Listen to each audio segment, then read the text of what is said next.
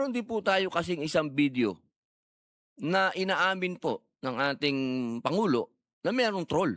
Noong 2016, nagpo-protesta tayo, wala tayong makuha na oras sa ABS, wala tayong makuha sa Channel 7, wala tayong makuha sa Inquirer, wala tayong makuha sa Philstar, binabanat-banatan tayo ng Rappler. Sabi ko, the only option that we have is social media. Kaya June kami nag-concentrate. Kaya nag-hire ako ng libo-libo na troll army. Ito po, pwede natin paimbestigahan ulit kung gusto po ninyo. Kung ito ay galing talaga sa tunay o ito po ay gawa-gawa lang ng AI o ano. I would like to inform you that that was a joke. He meant a joke because tinitira siya ng mga troll noon. So ang ginawa niya, kunwari, mayroon siya sariling troll.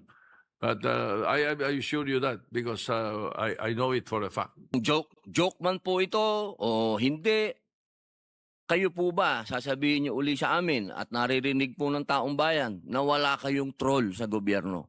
Yun lang po ang kailangan natin linawin. Opo. So, babalikan ko po kayo.